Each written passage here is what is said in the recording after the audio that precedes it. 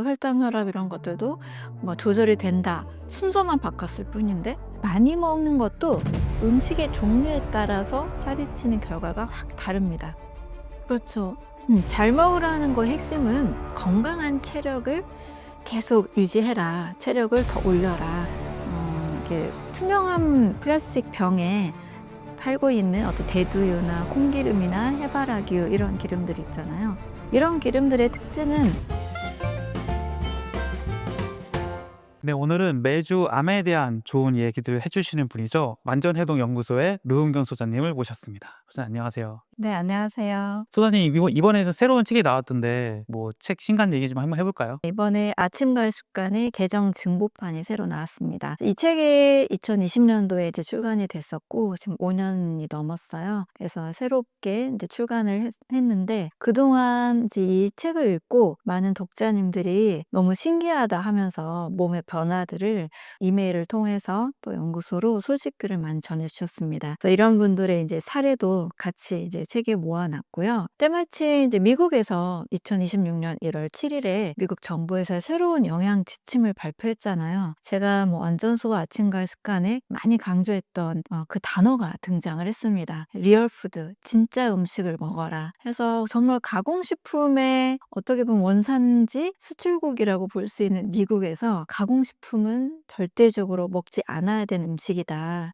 그 모든 가공식품을 끊고 진짜 음식을 먹어라 해서 이제 진짜 음식 중에 뭐 단백질도 있고 뭐 지방도 있고 이런 가공식품을 철저히 배제하고 이런 단백질 종류 또 뭐 지방 종류 음식들 자연으로 먹고 특히 과일과 채소는 하루 종일 섭취하는 게 좋다. 이런 권고를 발표했습니다. 그래서 뭔가 이 흐름하고도 계속 지속적으로 제가 하였던 얘기들이 많이 강조가 돼서 굉장히 좀 기쁘고 내심 반가웠던 소식이 되었습니다. 그래서 이 소식과 함께 아침과 습관의 어떤 새로운 내용들을 조금 더 트렌드에 맞게 추가를 했고요. 가장 자연스러우면서 가장 건강하기 때문에 살이 빠지는 다이어트가 된다. 이런 개념들을 좀 더 실게 되었습니다. 또 요즘 정말 많이 쓰고 있는 그 다이어트 약들 있잖아요. 뭐 유곡이나 마운자로 이런 약들이 어떤 원리로 작용하는지 또 다이어트를 너무 인위적으로 약물에 의지하거나 또 몸의 신진대사를 파괴하는 쪽으로 하면 또 요요가 또 오기도 하고 또 몸의 대사가 망가지잖아요. 이런 것들을 좀 저는 많이 방지를 하고 싶었습니다. 그래서 우리 몸은 가장 자연스러운 자연의 음식을 먹으면 자연스러운 자신만의 체중을 유지하게 돼 있거든요.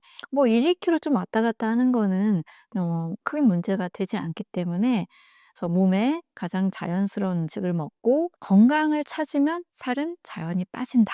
이 원리를 이 책에 한 번 더 강조해서 담았습니다. 이게 이제 개정 증보된 부분이 이제 그런 다이어트 신약, 다이어트 된 부분인가요? 부분도 트렌드에 맞게 좀 더 넣었고요. 독자님들과 상담을 받은 분들의 사례도 같이 이제 증보를 했고요. 곳곳에 뭐 다이어트의 문제점들 그리고 간의 건강 또 장의 건강 그리고 많은 유행하는 다이어트들의 그런 문제점들과 함께 아침 과일 습관을 갖게 되면 우리가 조금 더 쉽고 편하고 맛있고 배부르고 즐겁게 다이어트가 가능하다. 이런 부분들을 좀 더 강조했습니다. 제가 이제 그 5년 전에 나온 책을 가지고 인터뷰를 했잖아요. 이 책의 내용을 가지고. 그러니까 뭐 많은 내용이 있었고 뭐 까먹은 부분도 많지만 그래도 지금 기억에 남는 거는 "아침에 500g의 과일을 먹어라." 이거는 제가 명확하게 기억이 나거든요. 실제로 이제 저희 집에서도 어머니가 이제 소장님 영상을 보고서 이제 맨날 사과를 깎아서 이제 저 두 쪽 주시고 어머니 한 쪽, 아버지 한 쪽을 드시거든요. 근데 이제 어머니는 그 변화를 확실히 느끼시는 것 같아요. 그러니까 이제 매일 또 챙겨 주신 거고 이제 그 사과 한 쪽이라는 게 진짜 사실 어떻게 보면 얼마 안 되는 양일 수 있잖아요. 근데 이제 그 진짜 장 건강 약간 그 이제 배변을 할 때 이런 것들이 훨씬 편안하게 느끼시는 것 같더라고요. 그게 이제 그 소장님께서 말씀하신 '아침과의 습관의 힘이 아닌가.' 네, 그 생각이 듭니다. 우리 이제 독자님들이 보내주신 소식들이 많이 있었는데 '과일이 정말 살이 빠질까?' 여기 이제 대부분 다 의구심을 품잖아요. 또 이제 저탄고지를 추구하시는 분들은 "과일 먹으면 살찐다." 이걸 정말 많이 얘기하시거든요. 정말 "해 봐야 안다."라고 제가 경험을 가지고 말씀드릴 수밖에 없는데 이 경험을 꼭 강조를 하는데 그런 의구심을 가지고 500g의 과일을 드셨던 분들이 "너무 살이 잘 빠진다. 속이 너무 편하다. 근데 이렇게 단 거를 먹는데도 살이 안 찌고 빠지는 게 신기하다. 이건 너무 힘든 건강식이 아니다." 이런 얘기들을 많이 하세요. 뭐 당뇨 수치며 고혈압 수치며 지방간 수치, 고지혈증 이런 것들이 다 정상이 되시는 걸 보고 너무 "맛있는데 살이 빠지니까 신기하다. 먹고 싶었던 과일을 마음껏 먹어서 너무 행복하다." 이런 얘기를 많이 하시거든요. 그래서 만약에 어머니께서 한 쪽이 아니라 만약에 사과 한 개, 두 개까지 조금 늘리신다면 더 많은 다이어트 건강의 효과를 좀 더 보실 수 있을 것 같아요. 그러니까 저는 이제 그거를 하면서 고민인 게, 아니 사과를 먹는 건 좋아요. 근데 저희 집이 잘 차려 먹거든요. 반찬도 되게 많고 그냥 다 꺼내 놓고 이제 먹는 거고, 어머니의 생각이 이제 '밥심이다. 사람은 밥심으로 산다.' 이게 강하셔 가지고, 저는 이제 소장님을 인터뷰했을 때 이제 이제 아침을 이제 그럼 이제 뭐 밥하고 반찬 이런 걸 좀 줄이고 혹은 안 먹고 이제 과일로 먹는다든지, 뭐 거기에 뭐 채소를 곁들여서 그럼 이제 말 그대로 아침 과일 식사로 먹는 걸 꿈꿨는데, 지금은 구조가 어떻게 됐냐면은 사과도 먹고 아침밥도 먹는 거죠 이제. 이러고 괜찮나요, 이런 거는? 안 드시는 것보단 좋습니다. 일단 사과를 뭐 반쪽, 한 쪽 이렇게 드시는 거잖아요. 그러면 그것을 드신 만큼 아마 쌀밥의 양은 조금 줄어들 수도 있어요. 대부분은 "밥량이 줄어든다."라고 말씀하시거든요. 그러면 일단은 그냥 기존의 아침밥과 반찬을 많이 드시는 거에 비해서는 더 좋다라고 말씀을 드리고, 현실적으로 내가 실천 가능한 영역부터 저는 시작하시라고 말씀을 드려요. 일단 지금은 식전 과일 조금 드시는 정도잖아요. 이전보다는 좋다. 더 좋은 거는 과일의 양을 좀 더 늘리면 더 좋다. 더 좋은 것은 아침에 과일만 드시면 더 좋다. 그런데 만약에 이렇게 아침을 드시고 이런 식사를 하루 몇 번을 하시나요? 그래서 아침에만 껐습니다. 하루 종일 중에 아침 한 번 드시나요? 그러면 뭐 점심이나 저녁은 간단히 드시는 이렇게 일반식을 먹는 거죠. 점심, 저녁 또 일반식. 과일을 먹지 않죠. 예, 식전 과일이 없는 거죠. 예. 하루 3 번의 밥과 반찬의 식사를 하시고 있나요? 만약에 인제 점심이나 저녁은 약간 간헐적 단식의 개념을 도입한다면 뭐 쪼금 더 건강이 좋아질 수 있겠죠. 아침을 좀 과하게 많이 밥과 반찬을 식전과일과 함께 드시면 점심 또는 저녁을 한 번 정도 식사를 줄여서 하시거나 한 끼 정도는 과일 식사를 오후에 하신다거나 하면은 쪼금 더 건강에 유익한 효과가 있을 수 있다고 봅니다. 이제 근데 이제 그 식사 내진 시기에 대한 그 인식을 바꾸기라는 게 참 어렵다는 생각이 들어요. 예, 저희 어머니만 봐도 그렇지만 이제 영상을 보시는 분도 마찬가지고 뭐 소장님의 책을 읽으시는 분도 마찬가지겠지만, 이게 각자 가지고 있는 그 식사에 대한 생각들이 있잖아요. 예, 그런 것들을 아무리 "뭐가 좋대, 뭐가 좋다." 하더라도 이게 쉽게 바뀌진 않더라 이제. 그래서 이게 참 실천이 어렵다. 예, 근데 이제 저는 그래도 그 아침 과일 습관 그 책이 나오고 나서, 그리고 이제 소장님이 영상에서 말하고 나서 좀 바뀐 게 좀 느껴지는 건 뭐냐면은, 식후 과일 문화가 이제 식전으로 바뀐 거는 조금 이제 느껴지는 것 같아요. 예. 그 인식에 대해 많이 말씀하셨잖아요. 이제 "식후 과일을 안 좋다. 해롭다." 근데 그거에 대한 인식들은 제가 느끼기에는 많이 바뀌신 것 같아요 그래도. 네. 맞아요. 저는 개인의 동기가 가장 변화를 일으키는 데 중요하다고 보거든요. 근데 건강의 니즈를 가지고 뭔가를 찾는 사람한테는 굉장히 획기적이죠. 식후에 보통 우리나라가 과일을 다 먹는 문화잖아요. 근데 순서만 바꿨는데 살이 빠지고 밥량도 줄고 혈당, 혈압 이런 것들도 뭐 조절이 된다. 순서만 바꿨을 뿐인데 그러면 이거는 굉장히 획기적인 거거든요. 안 먹는 게 아니고 순서만 살짝 바꾼 거잖아요. 그 하나의 변화도 저는 매우 크다고 봐요. 그런 개념 하나를 시작을 해서 과일의 양을 그래도 식전에라도 아침을 드시잖아요. 그래서 그런 변화도 굉장히 소중하고, 이 변화를 조금 더 적극적으로 느끼는 때는 언제냐면 나의 건강에 뭔가 신호가 왔을 때. 만약에 가족분 중에 뭐 소화가 정말 안 된다거나 혈당, 혈압 수치가 올라간다거나 이거를 약이 아니라 '내가 식이요법으로 조절하고 싶다.'라는 이런 동기가 생겼을 때는 굉장히 좋은 조언을 줄 수 있는 책이 됩니다. 근데 동기가 약할 때는 사실 변화라는 것은 쉽지는 않죠. 또 이런 분의 경우도 상당히 저한테는 고무적이었는데, 건강식을 굉장히 어렵다라고 생각하는 분들, 정말 채식 위주로 풀, 샐러드 뭐 이런 것만을 건강식으로 생각을 하고 정말 적게 먹고 정말 또 간헐적 단식을 힘들게 하시는 분들, 건강식이라고 하면은 맛없고 배고프고 힘들다 이런 느낌을 가지고 있는 분들 계시잖아요. 특히 뭐 이제 명상이나 뭐 요가나 운동을 또 겸해서 하시는 분들의 경우 그래도 의지가 있으신 편인데 이런 분들도 건강식을 한다라는 개념을 되게 어려운 식사로 알고 계시거든요. 그런데 얼마 전 이런 분에게 이제 상담해 드린 적이 있었는데 "아니 과일 먹고도 이게 된다고요? 건강 유지가 된다고요? 과일 너무 좋아하는데 과일이 해로운 줄 알고 팔당 문제 있는 줄 알고 안 먹었다가 이걸 먹는데도 혈압이 떨어지는 경험을 하셨거든요. 그래서 너무 쉽고 너무 괜찮은 건강식이다. 또 인제 제가 과일하고 열매, 견과류도 같이 인제 한 끼 식사가 된다라는 개념을 이제 처음 아시게 된 거예요.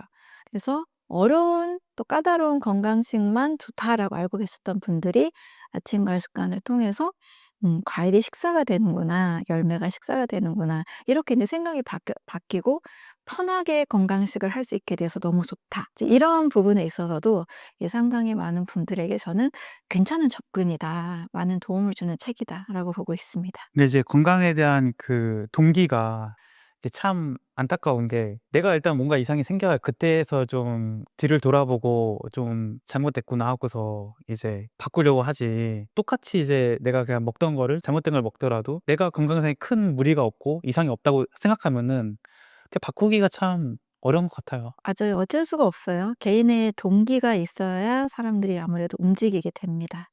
네, 평상시 좀 건강에 조금 민감하게 그 관리를 하시는 분들이 또 계세요. '나는 계속 나이가 들어도 살찌지 않고 싶다. 계속 체력을 너무 떨어뜨리게 나는 뭐 과로하면서까지 살고 싶지 않다.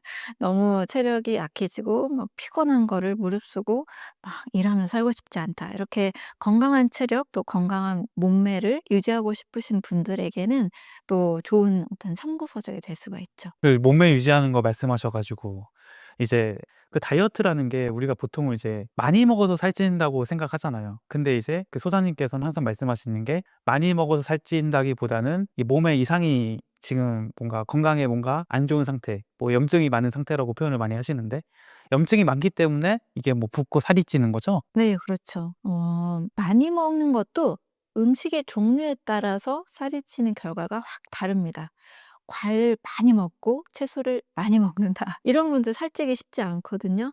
근데 정제된 음식들, 가공된 음식들, 또 조리 양념을 많이 한 음식들 요런 걸 많이 먹었을 때 살이 찌는데 그 이유도 말씀하신 것처럼 독소가 많이 쌓이게 되고 소화불량, 소화대사 독소가 많이 쌓이고 첨가물의 독소가 많이 쌓이면서 염증을 유발하게 되죠.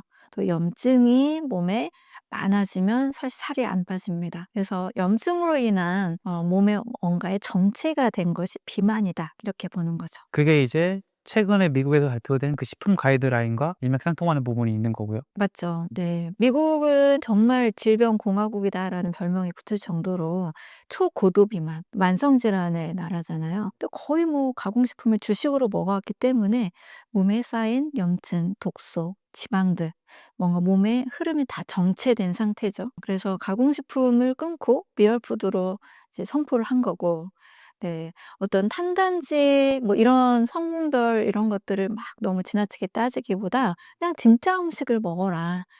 이런 것들을 많이 강조하게 된 배경이 됩니다. 그래서 사람들이 이제 먹는 거에 진짜 신경을 바로 이제 쓰는 경우가, 큰 병에 걸렸을 때, 이제 우리가 뭐 많이 얘기하고 있는 이제 암이 걸렸을 때 이제 그때서야 '아 내가 뭘 먹어야 되지? 뭘 먹어야 암이 낫지?' 이런 생각들을 하게 되는 거잖아요. 그래서 이제 특히나 더 암 환자분들일수록 이 먹는 거에 민감하시고, 또 어떤 음식을 먹어야지 내가 가지고 있는 암이 사라질까에 대해서 많이 이제 노력하시고, 또 뭐가 좋다고 하면 그걸 막 비싸더라도 사서 먹고, 뭐 또 그것만 먹으려고 하는 행동들을 보이잖아요. 뭐 이런 행동들에 대해서는 어떻게 생각하세요? "먹는 것이 생명의 직결이 된다."라는 것을 이제 암에 걸린 후에 비로소 정말 절실하게 느끼시는 것 같아요. 일단 암세포가 딱 있다 보니까 종양이 딱 있다 보니까 굉장히 불안할 수밖에 없겠죠. 신경이 쓰입니다. 그래서 암세포가 좋아하는 먹이, 음식들, 암이 막 커질 것 같은 음식들이 이제 신경을 많이 쓰게 되고 최대한 그런 음식들은 이제 배제하려고 많이 노력하십니다.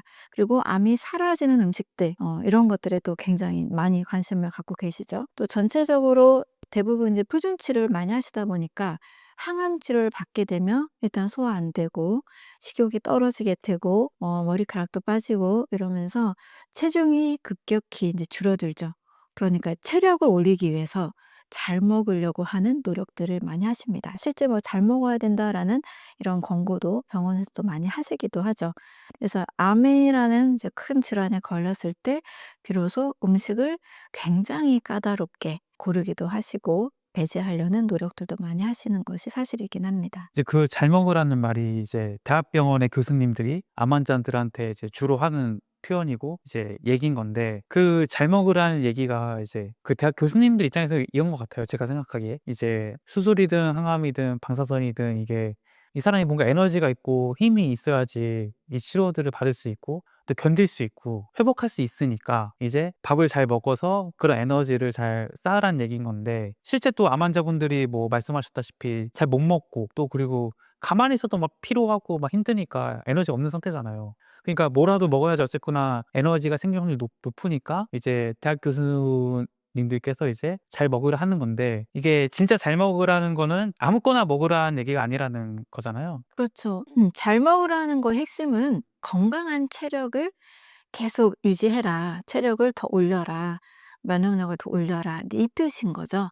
항암 치료로 인해서 워낙에 세포 손상이나 부작용이 심하기 때문에 이 치료를 잘 받기 위해서 "잘 드세요." 요겁니다. 네, 건강한 체력을 만들기 위해서 사실은 무엇을 어떻게 또 언제 먹어야 되는지는 사실 구체적으로 좀 안내가 되지는 않죠. 오히려 "잘 먹어라."의 말 속에 단백질, 보양식 요거를 좀 집중해서 많이 생각하시는 편이기도 합니다.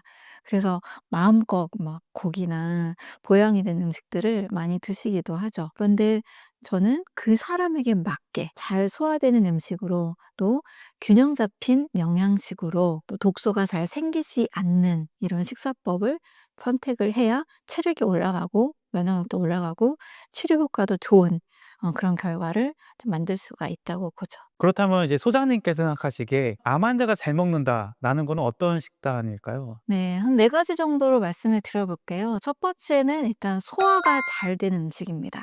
우리 몸은 이 장기로 이루어져 있고 또 각각의 장기들은 조직과 또 가장 작은 단위인 세포로 이루어져 있죠. 제가 이제 실험실에서 늘 세포 배양을 했다 보니까 세포가 먹는 음식은 정말 50 종, 80종 이렇게 아주 고퀄리티의 영양이 잘 배합된 영양 성분을 가지고 있어요. 그런데 이것을 우리는 음식을 통해서 잘 소화시켜서 영양이 잘 흡수되게 해서 세포의 먹이로 잘 들어가야 되잖아요. 근데 그것을 위한 첫 번째 단계가 바로 소화입니다, 소화. 그럼 완전 소화가 아닌 소화 불량은 뭐냐? 제가 "소화 불량은 독이다."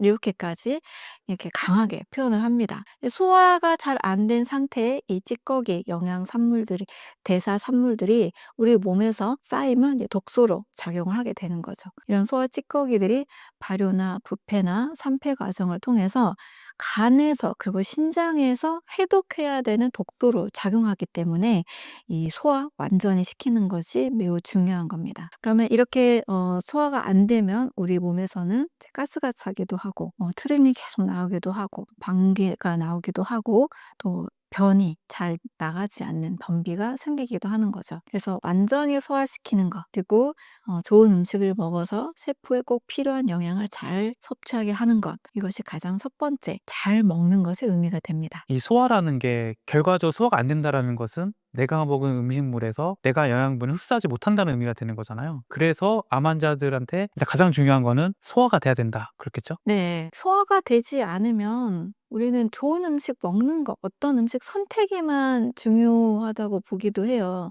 '도대체 뭘 먹어야 될까?' 근데 나의 소화 상태는 그렇게 중요하게 보지 않는 경우들이 있습니다. 그런데 그 음식이 가지고 있는 어떤 성분도 뭐 영양 상태도 중요하지만 내 몸에 들어왔을 때 일단 소화 효소가 잘 나오는지 또 소화 장기 위장만 있는 게 아니고 췌장도 있고 또 간도 소화장기라고 보셔야 돼요. 소화 효소에 관련이 돼 있으니까. 그래서 이런 소화장기들이 내가 잘 움직이는지, 특히 점막의 건강 상태가 매우 중요합니다. 저는 이제 "점막 재생에 힘쓰세요."라는 얘기들을 암 환자분들을 되게 많이 하거든요. 위장 점막이 손상된 분들은 점막의 두께가 되게 얇아져 있어요.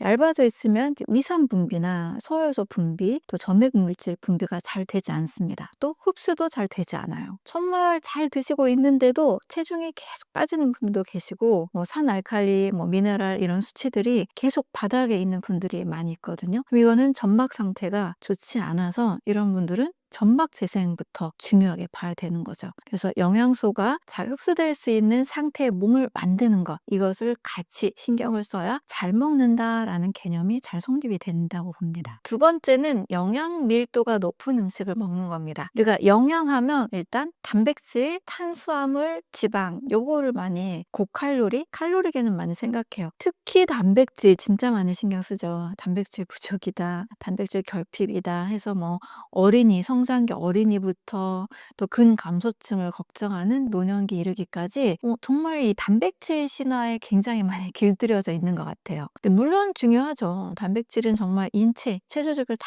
구성하기 때문에 또 세포의 원료, 세포를 생성하는 분열하는 원료가 되기 때문에 정말 중요한 게 맞습니다.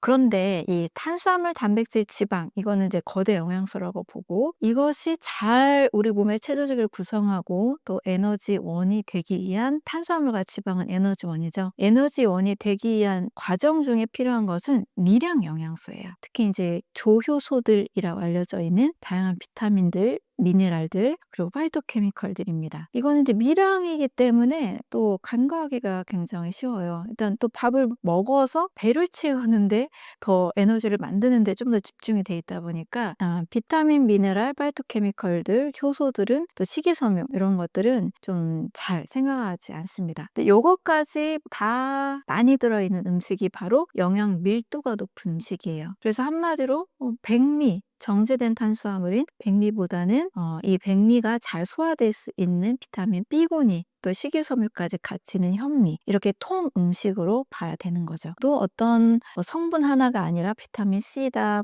비타민 B군이다. 요즘 암 환자들 사이에 비타민 B3도 되게 유행하고 있던데, 비타민 B3 하나 이런 게 아니고 비타민 전체가 같이 들어있는 과일과 채소, 견과류 이런 것들 통음식으로 이제 보는 거죠. 사실 자연의 선물은 탄수화물도 있고 단백질도 있고 지방도 있고 비타민, 미네랄, 식이섬유 요런 것들이 각 음식마다 복합적으로 또 자연스럽게 다 같이 들어있거든요. 이제 현대 영양학이 탄수화물이다, 비타민이다, 뭐다 이렇게 딱 분류를 해 놨잖아요. 이런 분류를 하지 않는 상태에 자연의 통음식 상태, 이런 것들이 영양 밀도가 높은 음식이라고 생각하시면 됩니다. 그래서 영양 밀도가 높은 음식을 통으로 잘 먹어서 잘 소화시키는 것이 잘 먹는다의 개념으로 봅니다. 그런 식품들이 이제 흔히 얘기하는 채소나 과일인 거고, 그런 식품이 아닌 것들이 이제 공장에서 나오는 가공식품이 되겠죠? 그렇죠. 인제 정제한 음식들. 또 요즘은 워낙에 또 영양학의 발달, 또 이 제약회사의 이 발달 때문에 그 성분 하나에 집착하는 게 참 아쉽더라고요. 폐암 환자들은 또 비타민 A를 조심해야 된다. 그래서 비타민 A가 포함된 음식조차 이렇게 거리끼는 경향들이 있어요. 네, 그렇게 성분 하나하나보다 일단 통으로 과일류, 채소류, 견과류, 씨앗류, 해조류 이렇게 또 통곡식 이 전체로 보는 관점, 이런 것들이 영양 밀도가 높은 음식이다, 이렇게 이해하시면 됩니다. 그거와 이제 관련된 게 과일의 당 문제인 거잖아요. 이제 당 성분이 이제 암세포의 먹이다 해 가지고 이제 과일조차도 안 먹는 이제 환자분이 계신 거잖아요. 이게 참 이 성분별로 들어가면은 그게 참 맞을 수도 있을 것 같긴 한데, 저는 그런 생각 들더라고요. 그러면은 대체 과일을 안 먹고 뭘 먹겠다는 건지. 어쨌건 우리 몸이 먹어서 영양소를 흡수를 해서 이제 에너지를 얻어야지 회복이 되든지 낫든지 할 거 아니에요. 그럼 당 때문에 과일을 안 먹자 하면은, 그럼 그거 대신에 홍삼즙을 먹자는 건지, 이런 게 참 아이러니하다는 생각이 들어요, 사실은 좀 이게. 맞아요. 인제 성분으로 들어가면 많은 오류가 생기죠. 사실 이제 PET-CT를 찍을 때 암세포가 이제 포도당을 주입해서 그 암의 위치를 확인하기도 하잖아요. 자, 그랬을 때는 정제된 포도당을 사용한 거죠. 과일하면 당, 당은 포도당 이렇게 이제 연관된 공식 또는 뭐 과일의 과당, 저 과당이 나쁘다, 액상과당과 똑같이 취급하는 이게 이제 영양학의 큰 오류라고 저는 봅니다. 과일은 통음식이죠. 포도당만 있는 게 아니고 또 수분, 뭐 식이섬유 그리고 자연당이기 때문에 그렇게 페이스트에 찍었을 때 암세포가 막 포도당을 막 섭취하는 이것과 전혀 다른 결과가 나온다고 봐요. 암 환자들이 아무리 안 먹어도 밥은 드시잖아요. 또 통곡식이라 하더라도 밥은 드십니다. 근데 이 통곡식에 들어있는 포도당이 과일에 들어있는 포도당보다 훨씬 더 많아요. 또 과일에 들어있는 당분은 식이섬유나 또 과당, 자당 같이 포함이 되어 있기 때문에 절대적으로 우리 몸에서 단순하게 작용하지 않습니다.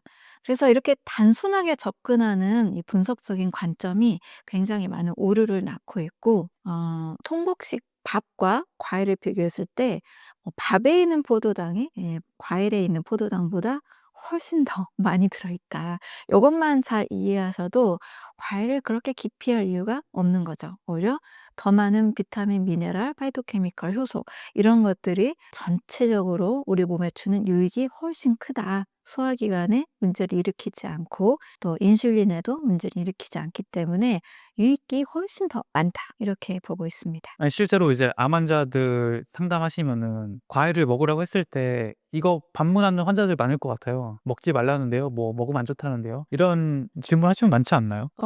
많이 있긴 하죠. 대부분 제가 이제 상담에 오실 때 제 책을 읽거나 그리고 제 강의를 이제 유튜브에 있는 강의를 필수적으로 이제 듣고 오시라고 말씀을 드려요. 그래도 한 번 더 물어보시는 분들이 좀 계시기는 합니다. 그랬을 때 이제 관점을 먼저 좀 말씀을 드리죠. 방금처럼 포도당 단일 성분으로 암세포에 주입하는 것과 통음식으로 또 밥과의 이 포도당 함유량 같은 무게를 할지라도 밥이 5배, 10배 훨씬 더 많거든요. 밥 안 드시냐? 밥은 먹는다 하시거든요, 대부분. 그랬을 때 인제 그 당분의 양과 또 복합당 또 전체적인 함유량들을 비교해 줬을 때는 대부분 다 납득을 하시죠. 그리고 뭐 암이 줄어들고 뭐 사라지는 그런 환자들 사례를 통해서도 또 과일이 사람마다 뭐 어떤 과일이 있는지 과일의 종류와 양은 좀 다 다르게 들어가긴 하지만 저는 과일이 빠지는 분들은 많이 안 계시거든요. 그래서 대부분의 암 환자들이 잘 드시고 또 오히려 장기에 더 좋은 영향을 주기 때문에 대부분 더 편안해 하시고 좋은 결과들을 보고 있습니다. 세 번째는 뭐가 있을까요? 네, 세 번째는 염증을 줄이는 음식을 드시는 것이 매우 중요합니다. 암이라는 것의 시작은 염증이거든요. 염증이 계속적으로 암이 생길 수밖에 없는 몸의 환경이 유지되면서 혹이 되고 혹이 이제 암으로 발전하는 겁니다. 그래서 염증을 파격적으로 줄이는 음식을 드시는 것이 좋습니다. 그래서 아까 말씀드린 것처럼 정제된 음식은 일단은 거의 다 피하시고 항염, 항산화 성분이 많은 음식, 파이토케미컬 그리고 효소, 그리고 오메가6가 많은 음식보다 오메가3가 많은 음식을 드시는 것이 좋습니다. 그래서 이제 오메가6 같은 경우는 우리 몸에 이제 염증의 이 매개 회로에서 아라키돈산이라는 것을 더 일으켜서 염증을 더 촉진시키거든요. 그래서 항염 성분이 많은 기름을 드시려면 이제 오메가3 지방산, 염증을 획기적으로 줄여주는 기름이 됩니다. 그래서 아마씨유 같은 거, 들기름 같은 거 이런 것들을 드시고 또 과일과 채소의 파이토케미컬, 십자가 채소, 브로콜리의 설포라판, 간의 해독력을 올려주는 그런 음식들 이런 것들이 이제 염증을 획기적으로 줄여주는 음식입니다. 그리고 이제 과식하는 것도 절대적으로 좋진 않죠. 그래서 식사를 복잡하게 드시거나 소화가 안 되는 음식을 드시는 것 이런 것들이 염증을 늘려주기 때문에 이런 것들도 식사법에 있어서도 염증을 줄이는 식사를 추천을 드립니다. 네 번째는 장 건강을 챙기는 식사입니다. 우리 몸의 면역력이 거의 70%가 장에 있거든요. 그래서 암 환자 하면 정말 장 건강을 필수로 챙겨야 돼요. 장에는 38조 개의 장내 미생물이 살고 있습니다. 이 미생물들이 좋은 미생물도 있고 유익균 또 유해균, 나쁜 미생물도 있습니다. 그 중간균이라 그래서 좋은 균과 나쁜 균 사이를 왔다 갔다 하는 그런 기회균도 또 같이 있습니다. 그런데 어떤 음식을 먹느냐에 따라서 나쁜 미생물이 늘어날 수도 있고 또 좋은 미생물이 늘어날 수도 있거든요. 그래서 우리 몸에 이제 좋은 미생물들을 늘려야만 장에서 면역력이 올라가고 또 면역세포를 훈련시키는 역할도 해요. 그래서 장에서 뭐 절대적으로는 변비가 생기지 않도록 매일매일 변을 볼 수 있는 장 건강 상태를 같이 만들어야 되고 또 때로는 설사나 변비가 생기는지도 잘 체크를 해봐야 됩니다. 제가 이제 브리스톨 대변 기준표라는 게 있는데 1번부터 7번까지가 있어요. 거기서 4번 바나나 변 이것을 보는 것을 많이 강조하고 있습니다. 때로는 뭐 만약에 항암제를 많이 쓰신다거나 또 항생제를 드셔서 장 건강이 안 좋아진다 이럴 때는 프로바이오틱스, 뭐 보충 유산균 같은 것들도 같이 드실 필요도 있고요. 어떻게든 장 건강을, 장내 환경을 건강하게 만들어야 전체적으로 면역력이 올라가게 됩니다. 또 같이 추천드리는 게 효소가 풍부한 음식, 발효식품이죠. 발효식품을 드시면 일단 소화에도 굉장히 좋고 또 이 장내 미생물에게도 좋은 먹이가 되기도 하고 실질적으로 좋은 균주가 제공이 되기 때문에 일단 발효된 음식을 잘 드시는 것도 매우 중요하게 말씀드리고 있습니다. 그러니까 저는 이제 이런 장 건강에 대해서 워낙 많은 얘기를 듣다 보니까 우리가 이걸 먹는 게 건강에 좋을까 안 좋을까를 생각할 때 이게 내 장 안의 세포들한테 좋을까 나쁠까 생각해 보면은 이게 훨씬 더 좀 판단이 쉬워진 것 같긴 하더라고요. 예를 들어서 뭐 과자를 먹는다 했을 때 이 과자가 먹었을 때 내 장의 세포들의 유해균을 늘릴까 유익균을 늘릴까 생각해 보면은 당연히 유해균을 늘릴 것 같거든요. 그러면 이제 안 먹는 게 좋은 거고, 뭐 사과를 먹는다 했을 때 이게 유익균을 늘릴까 유해균을 늘릴까 고민하다 보면은 사과가 뭐 껍데기에 뭐 케르세틴도 있고 하니까 유익균 늘겠구나 하면은 이거 먹어도 좋은 식품이다 이렇게 생각을 해보니까 이 세포 입장에 생각하니까 조금 더 판단이 쉬워진 것 같긴 하더라고요, 이게. 그 장내 미생물 입장에서 생각하시니까 그렇죠. 거기까지만 이어져도 아마 음식을 선택하는 데 있어서 좋은 음식을 선택하는 확률이 확실히 많아집니다. 이렇게 또 보셔도 좋아요. 내가 어떤 음식을 먹고 가스가 자주 나온다거나 방귀가 좀 안 좋은 냄새가 나온다거나 다음날 변의 상태가 좀 냄새가 난다.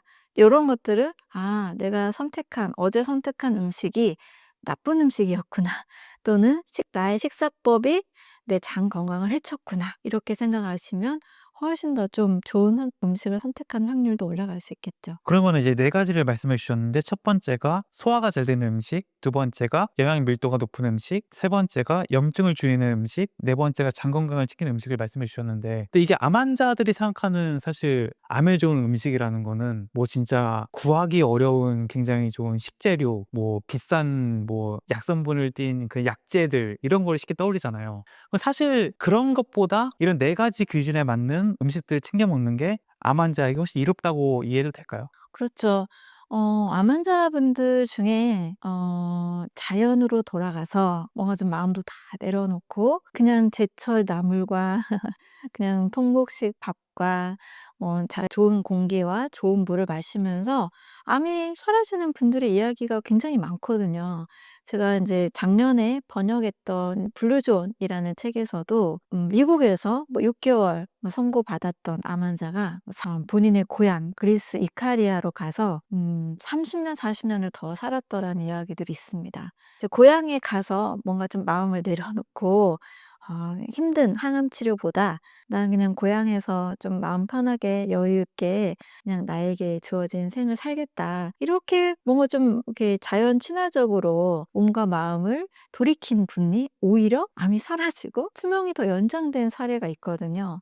그래서 암이라는 것은 몸과 마음에 뭔가가 정체돼 있다라는 싱후로 보시면 훨씬 더 접근이 더 쉽다고 저는 봅니다. 이것을 막 내 몸에서 막 무찔러야 되는 나쁜 놈 이게 아니고 내가 몸에 염증이 생겨서 몸에 순환이 막혔다. 뭐 림프 순환이 정체됐다. 혈액이 뭔가 오염이 돼서 좋은 산소와 영양소가 내 몸에 잘 공급이 안 됐다.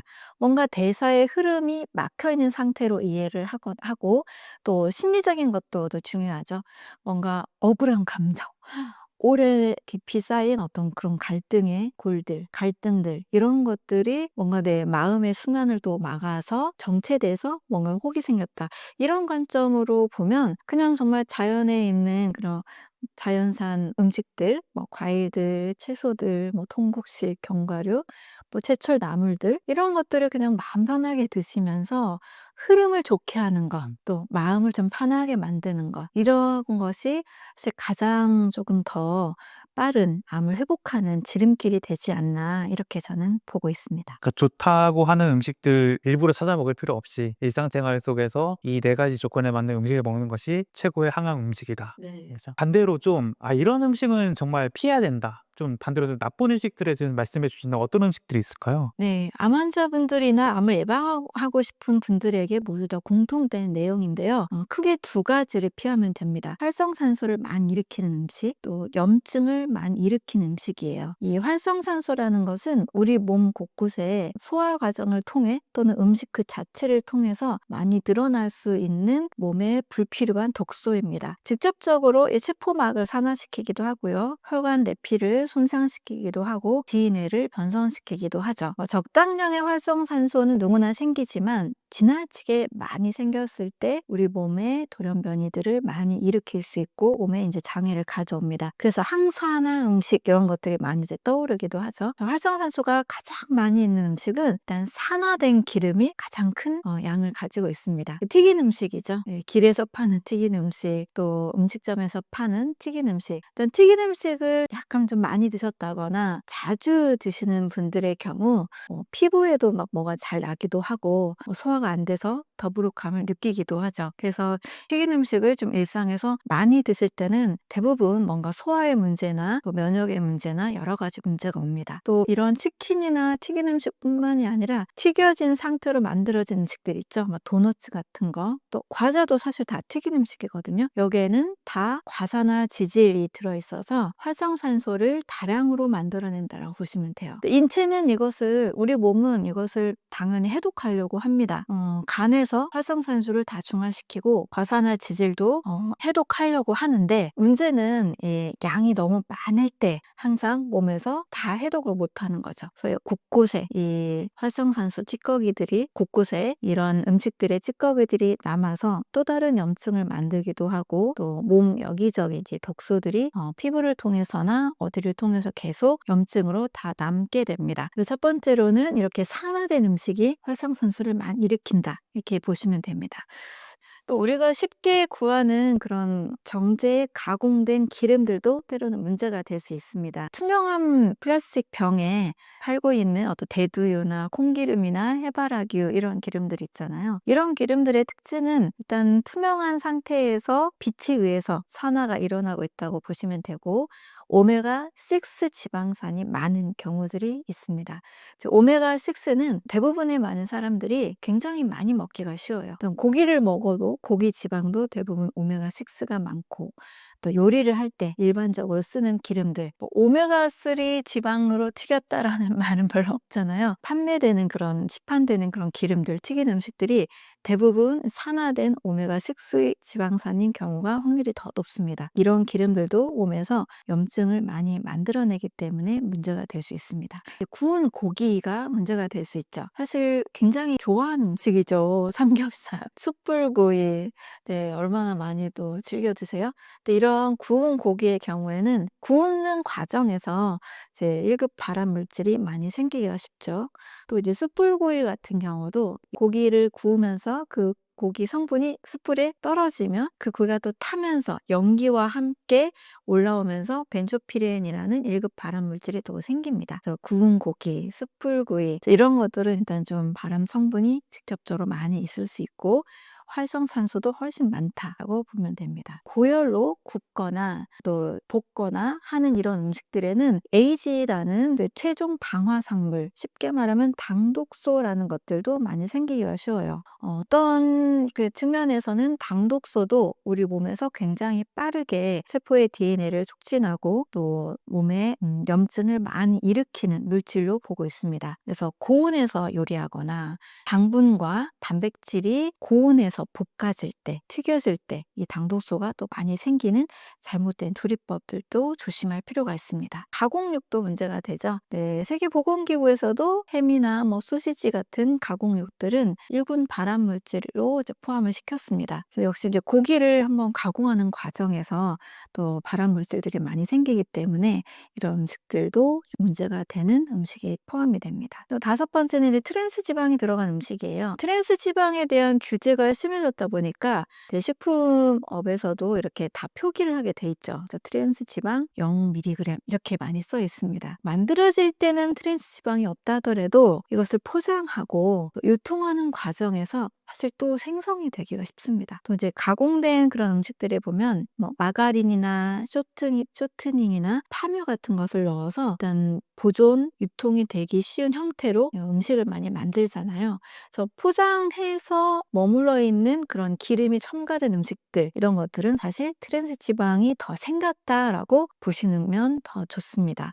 그래서 트랜스 지방은 몸에서 일단 불필요한 기름이죠. 트랜스라는 것이 한번 꼬았다예요. 그래서 지방의 구조가 한번 꼬이면서 몸에서는 절대적으로 불필요한 소화가 안 되는 독소로 인식하는 성분이기 때문에 몸의 해독에 있어서 굉장히 또 많은 불필요한 에너지를 낭비하게 되죠. 네, 또 여섯 번째는 정제당입니다. 요즘 이제 정제당분에 대한 우려를 많이 하기 때문에 설탕 0g, 뭐 제로 이렇게 많이 표현하기도 하고 조심들을 많이 하고 있죠. 네, 그래도 아직은 이 정제당분, 설탕, 그리고 액상과당 아직은 많이 섭취하시는 것 같아요. 또 음식에 이제 먹었을 때 달콤한 맛이 나지 않으면 또 맛이 없잖아요. 그래서 이 정제당분, 액상과당 들어있는 음식들을 아직은 또 많이 드시는 것 같습니다.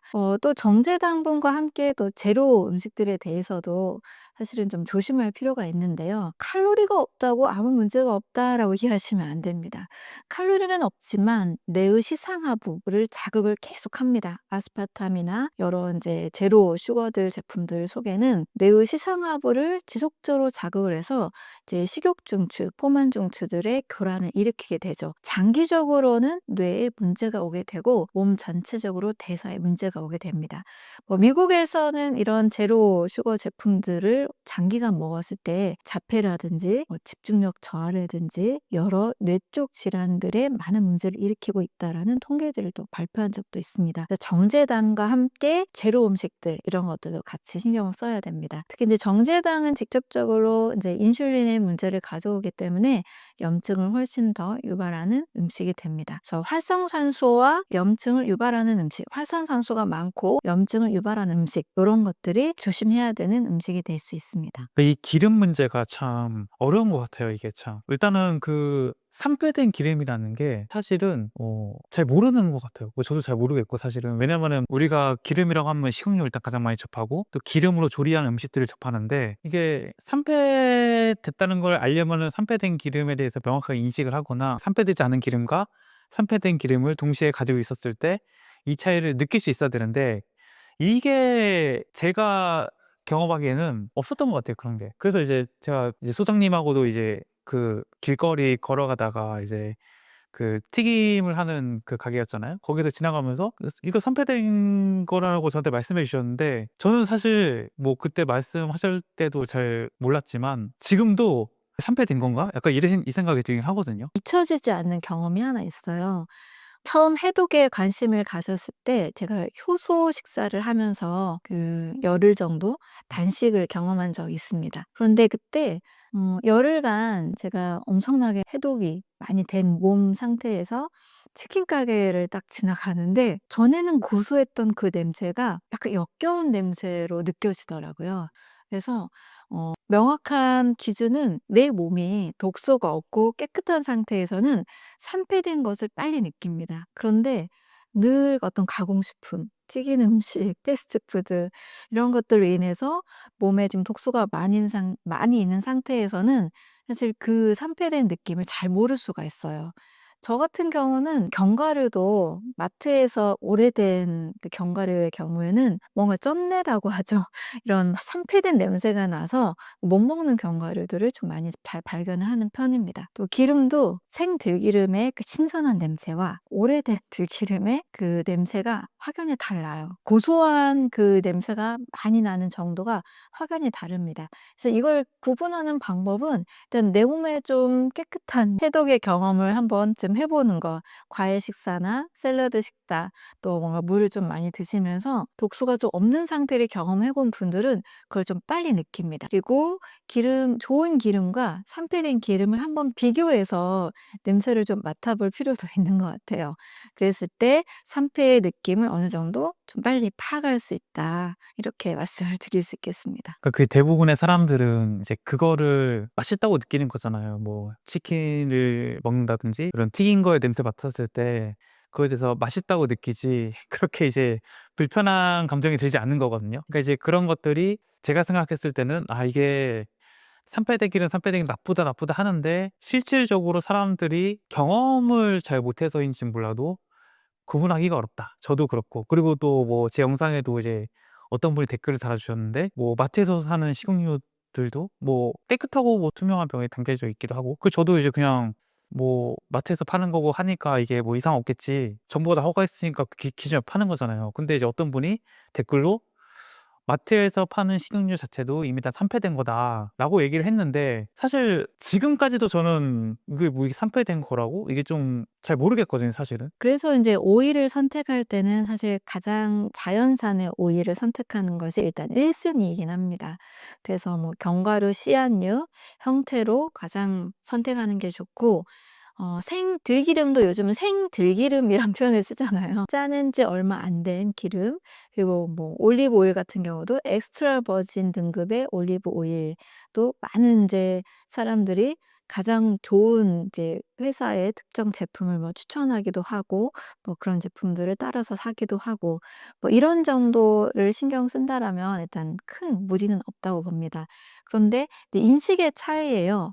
'마트에서 파는 것이 다 안전하다.'라고 보면 조금 이제 내 몸의 건강을 좀 덜 챙길 수가 있겠죠. 아까 말씀드린 대로 뭐 해바라기 뭐 대두유 이런 오메가 6가 많은 그런 이제 기름들은 좀 조심할 필요가 있죠. 그리고 튀긴 음식을 드실 때는 100% 피하기는 어렵다 할지라도 어느 정도 '독소를 좀 섭취했구나.' 하시면서 꼭 이후에 해독 습관을 갖는 것, 이 인식만 가져도 네, 큰 무리는 이제 없을 수 있습니다. 그래서 그렇게 쓰는 식용유 중에서 이제 좋다고 하는 기름 올리브 오일이 약간 대표적이잖아요. 뭐 요즘에 또 뭐 아보카도유도 있고 여러 가지가 나오긴 하는데 이제 또 어떤 일이 있으냐면은 올리브 오일이 뭐 오메가 9도 많고 말씀하신 오메가 6의 함량이 이제 적다고 하니까 뭐 좋은 거 알겠어.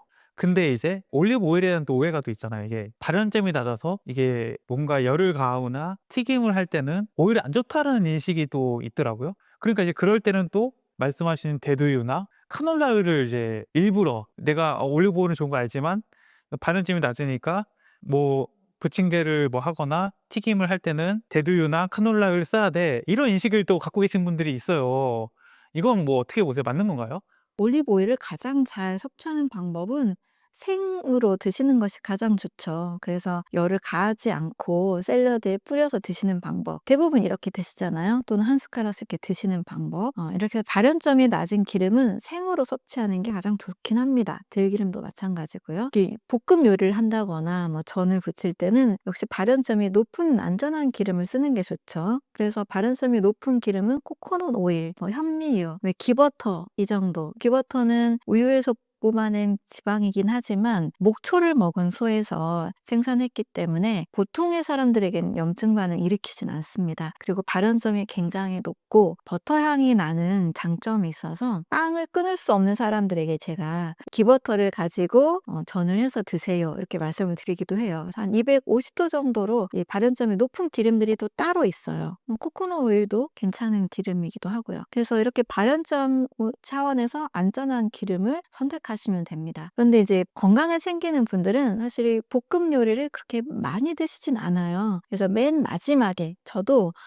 기름을 이렇게 막 복잡하잖아요. 이건 발연점이 높다, 발연점이 나쁘다. 그래서 일단은 뭔가 채소 볶음을 한다고 할 때도 그냥 채소를 먼저 익히고 나서 불을 끄고 약간 뜨거운 상태이잖아요. 그때 마지막에 기름을 두르는 방법을 선택하면 그게 뭐 올리브 오일이든 들기름이든 크게 막 끓이고 이런 게 아니기 때문에 크게 문제는 없다고 보고 있습니다. 그래도 그 사람들의 인식이 많이 변한 게 느껴지는 게 그 유튜브를 이제 제가 건강에 대해서 처음 찍을 때만 해도 대형마트의 식용유가 그렇게 다양하지 않았거든요. 근데 요즘에는 진짜 올리브유만 하더라도 브랜드가 엄청 많고 또 그 안에서 또 어떤 올리브를 먹어야 되느냐 또 이런 것들이 또 되게 또 말이 많이 나오더라고요. 근데 그것만 하더라도 이제 확실하게 이제 소비자분들의 인식이 높아졌고 그만큼 이제 신경을 많이 쓴다라고 볼 수 있겠죠. 맞아요. 요즘 정말 음식을 깐깐하게 고르는 분들이 굉장히 많아졌고 건강을 굉장히 꼼꼼하게 챙기는 분들도 늘어났어요. 그래서 올리브 오일도 어떤 올리브 오일을 먹어야 되냐, 제가 코코넛 오일 얘기하면 어떤 코코넛 오일 먹어야 되냐, 기버터를 말씀드리면 어느 회사 걸 먹어야 되냐 이렇게 꼼꼼하게 많이 물어보시긴 합니다. 그리고 정말 이렇게 산패된 상태, 또 튀긴 음식 이런 것들을 그래도 건강을 챙기는 분들은 많이 조심을 하는 편이기는 해요. 너무 지나치리만큼 신경을 쓰는 분들이 있을 정도로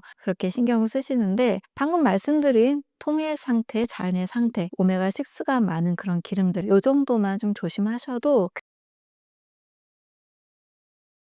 암 환자분들이 이제 힘을 내야 된다는 생각이 강하니까 이제 고기를 많이 챙겨 드시려고 하잖아요. 뭐 또 "고기 없이는 못 산다."라는 분도 있고 그게 이제 결과적으로는 단백질 식품에 대한 얘기인 거고 또 단백질은 굉장히 좋다는 인식이 있다 보니까 탄수화물은 나쁘고 뭐 지방도 안 좋은데 단백질은 많이 먹어도 좋아. 이런 인식을 많이 갖고 계신 것 같아요. 근데 이제 암 환자분들이 고기 섭취 사실 좀 조심스럽잖아요. 이 단백질 섭취 어떻게 해야 될까요? 가장 첫 번째로 추천하는 것은 일단 좀 식물성 단백질을 먼저 추천을 드립니다. 가장 독소가 적고 소화가 편한 단백질이기 때문에 식물성을 먼저 추천을 드리는 이유가 돼요. 그래서 꼭 드셔야 되는 게 이제 소화가 잘 되는 상태에서의 이야기입니다. 두부나 콩, 그리고 해조류, 그리고 견과류를 먼저 좀 잘 챙겨 드시라고 합니다. 두부, 콩이 소화가 안 되는 분들 계세요. 이제 그런 분들은 소화가 잘 되는 형태를 먼저 추천을 드리고요. 대신 뭐 견과류는 단백질도 있고 지방도 있고 탄수화물도 있기 때문에 깔끔한 산패되지 않은 상태에서의 견과류 좀 잘 드시라고 하고 해조류 그리고 이제 버섯류도 가끔 추천을 하기도 합니다. 이게 가장 안전한 첫 번째 단백질이고요. 두 번째로는 염증이 심하지 않은 분들의 경우 흰살 생선 그리고 계란 동물성 단백질도 추천하고 있습니다. 이제 흰살 생선의 경우에는 일단 우리가 뭐 동태찌개, 동태, 뭐 대구, 가자미 이런 흰살 생선 종류와 그리고 뭐 전복, 문어, 오징어, 새우 이런 것들에서도 소화가 잘 되는 정도. 이 정도를 드시면 어느 정도 좀 단백질을 먹는 느낌도 있고 힘이 나기도 하거든요. 그리고 흰살 고기까지도 가끔 뭐 백숙이라든지 흰살 고기 정도도 가끔 추천을 하기도 합니다. 근데 만약 염증이 심하게 있는 상태에서는 동물성 단백질은 사실 좀 조심을 해야 되는 단백질이긴 합니다. 그리고 이제 붉은색 고기는 일단 가장 추천을 좀 하진 않죠. 세계보건기구에서도 조심해야 되는 음식으로 이야기를 하고 있기 때문에 붉은 고기는 일단 가장 좀 절제하도록 말씀을 드려요. 그리고 암 환자분들이 단백질을 안 먹어서 근육이 안 만들어지기보다는 이제 움직이지 않기 때문에 이제 근육이 안 만들어지는 경우가 사실 더 많죠. 근육이라는 것은 단백질을 먹기도 먹어야 되지만 반드시 움직임을 통해서 이제 근생성이 더 많아집니다. 그래서 제가 만난 분들은 100% 식물성만 하시고 운동을 계속 1시간, 뭐 2시간 이렇게 좀 늘려가시면서 근육량이 늘어나는 분들도 많이 계시거든요. 그래서 식물성은 근육이 안 된다. 이것은 편견이라고 보고 있고요. 가장 노폐물이 적고 소화가 잘 되는 단백질, 저는 이렇게 추천을 하고 있어요. 그래서 움직임을 통해서 근생성이 잘 된다. 이것을 꼭 잘 기억하시면 좋겠습니다. 그리고 이제 단백질 음식을 드실 때는 조심해야 될 게 조리법이죠. 일단 굽는 것보다는 이제 당독소가 많이 생기기 때문에 굽는 것은 잘 추천을 하지 않습니다. 생선 요리를 할지라도 구운 생선보다는 이제 찜의 형태, 달걀도 계란찜이나 이제 삶은 달걀 이런 것들을 좀 드시는 방법이 더 안전하게 보고 있습니다. 그리고 항상 단백질만 드시는 게 아니라 앞에서도 영양 밀도가 높은 음식, 비타민, 미네랄이 같이 들어있는 이제 균형 잡힌 음식의 섭취. 그래서 효소 생성이 잘 되는 몸이 가장 중요하기 때문에 조효소로 작용하는 비타민과 미네랄 이런 것들이 있어야 일단 대사가 잘 되면서 간에서 이제 단백질을 많이 만들어내는 물질을 합성을 해요. 그래서 간 기능이 좋아지게 하려면 이렇게 균형 잡힌 영양 성분 이런 것들이 많이 중요합니다. 그래서 간이 약한 분들은요, 근 생성이 또 잘 안 돼요. 그래서 암 환자분들은 일단 어떤 특정 하나하나의 영양소를 너무 따지기보다는 내 몸에 간 건강이 좋아지느냐, 장 건강이 좋아지느냐, 또 이렇게 움직임을 통해서 근 생성이 잘 되는 생활 습관을 하고 있느냐, 이런 것이 훨씬 더 중요하다고 보고 있습니다. 그래서 단백질은 두부, 콩으로 먹어라 이 말씀이신데 이제 암 환자들 보면은 이제 너무 살이 이제 빠지신 분들 있잖아. 진짜 삐쩍 말라 가지고 뼈밖에 없다. 그런 분들 보면은 뭐 암 환자이든 아니든 간에 누구나 하는 얘기가 "고기 좀 먹어야지. 고기를 안 먹어서 그래."라는 얘기를 많이 하시거든요. 이제 그런 것조차도 사실은 이게 고기를 안 먹어서 비롯되는 일은 아니라는 말씀이신 거죠? 네. 제가 상담한 분들은 고기를 전혀 드시지 않고도 체중이 4 개월 만에 한 6 킬로 정도 늘어나신 분도 계시거든요. 그런데 제가 인제 암 환자분들에게 우려하는 그런 부분은 지나치게 채소만 드시는 분들이 계세요. 지나치게 녹즙만 드시는 분들이 계세요. 철저함을 좀 더 넘어서서 채소의 함량을 너무 많이 드신 분들. 이제 그러면서 몸이 계속 근육이 너무 많이 빠지고 체지방이 표준 이하로 빠진 분들이 계십니다. 이제 그런 분들이 저는 이제 우려스러운 거죠. 또 지나치게 뭐 하루에 녹즙을 막 2 리터씩 드시고 거의 샐러드만 드시고 영양은 균형이 필요한데 거의 뭐 단백질도 안 드시고 뭐 지방도 거의 안 드시고 지나치게 채소 위주, 녹즙 위주로만 드시는 분들의 경우 너무 체지방이 줄어든 상태에서 오시는 분들이 계세요. 저는 이제 이런 분들이 좀 더 우려스럽더라고요. 그래서 너무 지나치게 체중이 표준 이하로 빠져서 또 막 오토파지 한다고 체지방이 너무 줄어든 상태에서 오신 분들 계세요.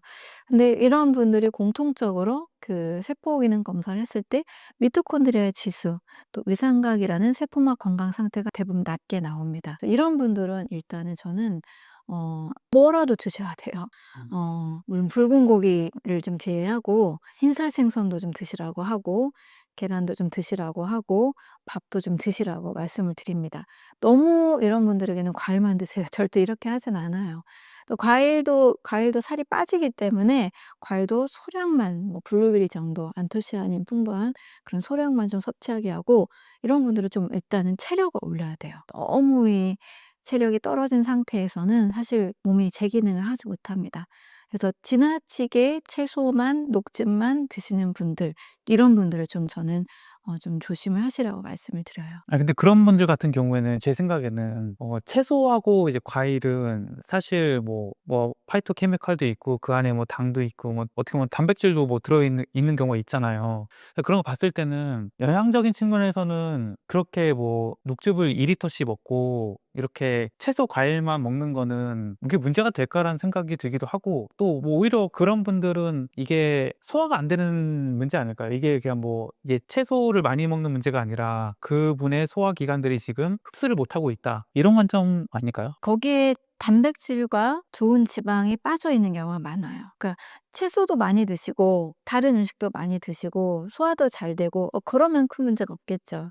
그런데 거의 뭐 80-90%를 채소를만 드시고 특히 뭐 무슨 그런 해독 센터 같은 데를 가셔서 한 달 내내 녹즙만 드시고 채소만 드시고 몸무게가 남자분인데 막 45 킬로, 여성분들이 막 39 킬로 이렇게까지 빠지신 분들, 체지방이 표준 이하인 분들이 가끔 계십니다. 이런 분들에 대한 이제 권고 사항인 거죠. 우리 몸 체조직을 구성하는 단백질도 드셔야 되고 또 지방도 드셔야 돼요. 근데 단백질과 지방을 너무 터부시하고 채소만 드시는 분들, 이런 분들은 저는 건강하게 이제 몸 관리를 하지 못하고 있는 상태라고 봅니다. 또 그랬을 때 점막 상태도 많이 손상이 같이 된 것 같아요. 거의 뭘 드셔도 흡수가 잘 안 되는 상태에서 몸의 기능, 소화 기능도 현저하게 떨어진 상태의 분들이 계십니다. 채소나 과일을 먹을 때도 그 안에서 이제 영양소의 조화가 필요하다. 예, 특정 채소만 먹게 되면은 그 채소에 단백질이 부족할 수도 있고, 뭐 지방이 부족할 수도 있고, 이제 이렇기 때문에 뭐 우리가 뭐 뿌리 채소, 잎채소 막 나눠서 막 하듯이 그런 다양한 채소들을 골고루 먹는 게 어쨌거나 중요하다. 채소만 드실 게 아니고 일단은 좋은 지방, 좋은 단백질이 같이 드셔야 된다는 거죠. 근데 어차피 그 좋은 근데 지방이 아보카도고 그런 거 아닌가요? 견과류도 그러니까 그게 다 이제 채소의 범주에 들어가는 일종의 육식은 아니지 않냐 이거죠, 제 얘기인데. 식물식. 그러니까 그 식물식의 범주에서 다양한 영양소를 섭취할 수 있도록 다양한 식품군을 먹어야 된다. 네, 그렇죠. 이제 그런 것들이 이제 부족하다고 해서 고기를 먹으라는 게 아니고, 맞죠? 네, 그렇죠. 암 환자분들이 이제 아마 가장 궁금한 거는 뭐 '내가 어떻게 좀 음식으로써 이 암을 치료할 수 있지 않을까? 그 음식을 약으로 어떻게 좀 섭취할 수 있을까?' 이 부분이 가장 궁금해하실 텐데, 음식이 좀 약이 되려면 어떻게 해야 될까요? 항암 치료를 이제 하시면서 이 치료를 방해하는 음식을 끊는 것도 중요하다고 보고 있습니다. 치료를 방해하는 음식이라는 것은 이제 몸에 활성산소나 어떤 염증 수치를 올리는 음식들, 그리고 소화를 방해하는 음식들, 또 면역력에 좋다고 뭔가 어떤 특정 성분이 너무 지나치게 강화된 음식들, 이런 것들도 이 치료의 어떤 순기능들을 방해하는 것들을 볼 수 있습니다. 그리고 일단 몸은 전체적으로 이 혈액순환과 림프순환, 그리고 활성산소가 제거될 수 있는 이런 음식들을 가장 많이 섭취하는 게 좋겠죠. 그래서 충분한 영양 섭취, 이 영양이라는 것은 보양식 단백질이 아니고요. 탄단지, 비타민, 미네랄, 파이토케미컬, 효소, 식이섬유까지 골고루 다양한 영양소가 섭취된 그런 음식들을 드시는 것이 좋습니다. 1순위로는 최대한 식물식을 추천을 드리고요. 너무 단백질이 부족한 경우에는 이제 흰살 생선이나 이제 계란도 하루 일정량을 드시는 것도 추천을 하고 있습니다. 그래서 앞에서도 말씀드렸지만 활성산소와 염증을 줄이고 면역력을 올리는 음식을 드시는 것이 좋습니다. 그리고 우리 몸의 가장 핵심 장기인 간과 장의 건강을 올려주는 음식들, 이런 음식들을 드신다라면 음식이 정말 우리 몸에서 장기들을 계속 튼튼하게 만들어 주겠죠. 전체적으로 몸의 환경이 암세포가 사라지는 환경, 이것을 만드는 것이 중요하다고 봅니다. 그래서 암을 사라지게 하는 음식보다 몸 전체를 튼튼하게 만드는 음식들, 암세포가 있을 필요가 없는 음식들, 이 환경을 다시 한번 재건한다는 차원에서 이런 음식들을 선택하면 도움이 될 것 같습니다. 정말 우리가 하루에 이제 3 끼를 보통 먹잖아요. 그 3 끼니가 정말 그 암세포를 죽이거나 사라지게 하는 데 도움이 된다면은 '그것만큼 강력한 항암 치료가 없지 않을까.' 그 생각이 드네요. 그래서 이제 우리가 먹어야 될 음식과 먹지 말아야 될 음식을 명확히 구분해서 진짜 암이 사라지는 그런 식사법들을 매일매일 꾸준히 실천해 나간다면은 우리가 정말 사라지지 않을 것 같은 그런 거대한 암도 결과적으로 낫게 되지 않을까, 이런 희망을 좀 가져봅니다. 끝으로 이제 구독자분들께 좀 해 주고 싶은 말씀 있으신가요? "골고루 잘 드세요."라는 이 말 속에 가장 함정이 있는 것 같아요. 그래서 "골고루 잘 드세요."라는 이 말을 많이 듣게 되는데 어떤 특정 영양 성분, 특정 어떤 영양소, 이제 이런 것들을 많이 따지기보다는 우리가 자연에서 온 이 몸이잖아요. 그래서 자연과 가장 친화적인 식사를 하는 것, 그리고 몸에 잘 소화가 돼서 영양소가 잘 흡수되는 몸을 만드는 것, 자연과 함께하는 이 몸을 만드는 것이 우리가 가장 빠르게 회복이 되는 길인 것 같습니다. 또 어떤 특정 성분보다 내 몸이 잘 받는 이 소화 상태가 좋은 음식, 내 몸의 소화 상태를 잘 만드는 음식, 내 몸의 소화 상태를 고려해서 소화가 잘 되는 음식을 선택하는 것, 소화가 잘 되는 식사법을 선택하는 것, 이것이 가장 중요한 항암 생활의 기준이 될 것 같습니다. 네. 지금까지 완전해동 연구소의 류은경 소장님이셨고요. 오늘 좋은 말씀해서 감사합니다. 감사합니다.